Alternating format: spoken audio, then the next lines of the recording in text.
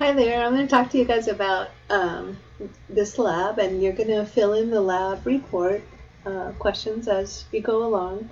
I've given you a link for the pages that you need. It's pages 14, 15, and 16 in this. You'll see at the bottom. It's called Lab 6, Atomic Structure, the Rutherford Experiment. So I'm going to have you fill that in. I'm not going to talk too much as the lab goes on, just so that you can see what to do. I'm going to do the procedure for you because you can't do this yourself. And I'm not going to give too much information. I'm just going to move things around for you, and then you can answer the questions. There's a background section in the worksheet so you can get some information about this experiment. But let me set it up for you a little bit. So when I was, I'll tell you my connection to Rutherford and why I want you to learn about this experiment. You're going to recreate the experiment that Ernest Rutherford did to find out more about the structure of the atom. And Rutherford is one of my favorite chemists, so I want you to be able to do this. So when I was, I'll just tell you a little bit about myself. When I was in probably 6th or 7th grade, I went to the public library in Livermore, and it was summertime, and I love reading, and I loved exploring, and so my mom just dropped me off at the library, and then I went in and explored in the library. So I'm very nerdy, and I love being nerdy. So I went into the reference section, and I opened a book about science, and as soon as I started reading about Rutherford's experiment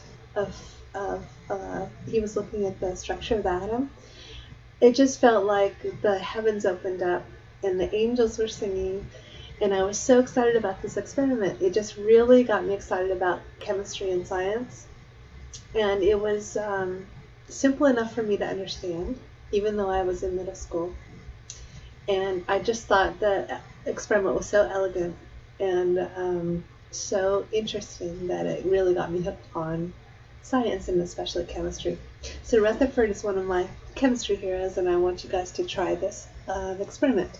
So this is the Rutherford experiment, so you're going to have this paperwork in front of you when you do it.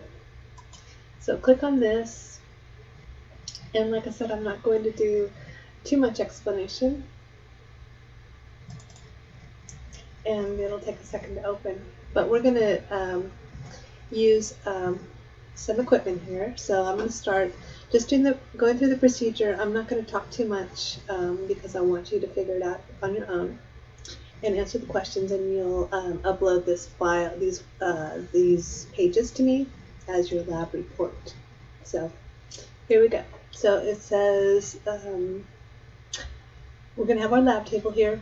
We're going to put the cursor at the gray box on the left, so I'm on procedure number 2. So it's going to tell you what to put in these blanks. So write what you see there.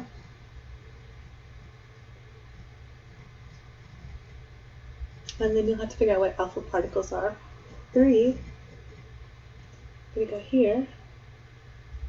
So write what you see. And that shows you what's inside. And then I'm going to be on 4 now.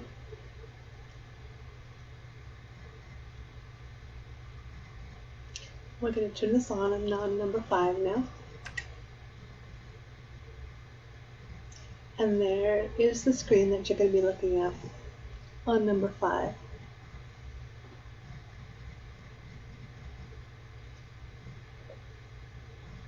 You're going to click on the persist button. There's this one here. And you're going to see what happens.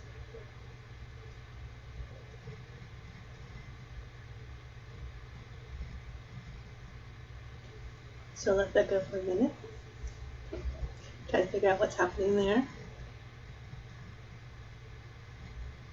And you need to make an observation at the bottom of question number 5.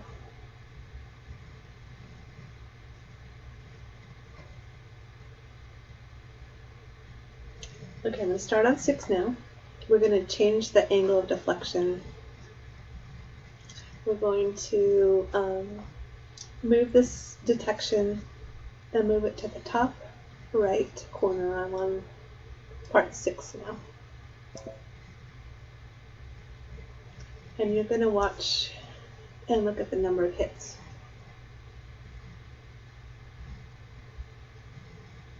So I'll let that go for a minute. And you're going to compare that to what you saw on 5.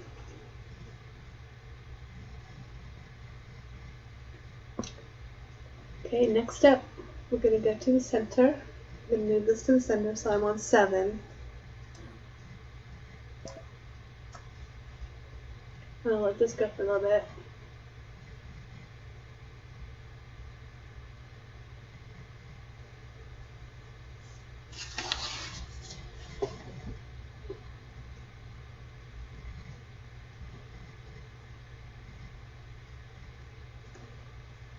Okay, now I'm going to jump to question 8, and I'm going to move it to the top left. And you're going to compare, again, what you see.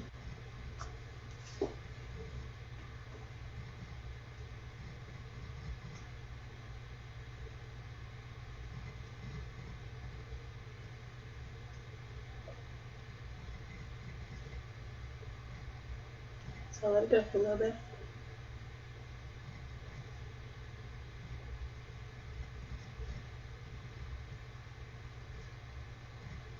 And you can compare it to what you saw in the first time.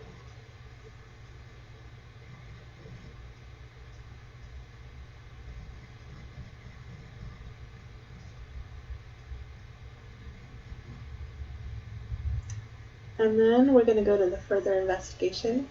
I'll let this sit here for a second, a little bit longer. And then we're going to go to the further investigation, and we're going to, Rutherford decided to use gold foil, but what can happen if we use a different metal? So gold is really, really fun because it's malleable, and you can make it into really thin sheets. Some rich people actually put it on their food. I don't know why they want to eat gold, because they're just eating money, but some people do that because you can make it really, really thin. We're going to change our our metal to a different metal. So we're going to change it to sodium. So we're going to turn this guy off, and we're going to put him back where he was, and we're going to compare the gold to the sodium. So I'm going to follow the little directions here. We're going to move this to the stockroom, and we're going to click on the stockroom, and we're going to click on the metals, and we're going to choose a different metal. So they asked us to choose sodium, so we're going to choose Na, which is sodium. Then we're going to return back to the lab, and we're going to put this metal foil here instead of the gold. Now we have sodium, Na. Okay, so I did what it says on further investigation number 1, and I moved it back on number 2. And then we're going to turn on the detector again so it can record what we see. And we're going to click persist. And then you're going to observe what's different about gold compared to sodium.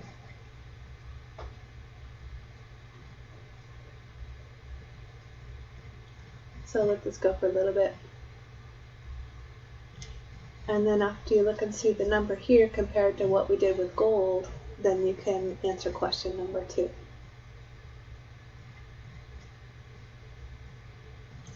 So why did Rutherford choose to use gold instead of sodium? He could have chose all different types of metals, but he chose gold for a reason. So write what you think. So I'm going to stop this. And please answer all the questions on the 3 pages, and then you're going to upload this these 3 pages back to me so I can grade it for you. And I hope you learned a little bit about Rutherford. He's one of my favorite chemists because he did this, seems like a pretty simple experiment to set up and think about, but it was revolutionary, and he learned quite a bit from this, and it talks about that in the background. So I hope you were able to understand how this was all working, and I hope that I see you soon. All right, bye-bye.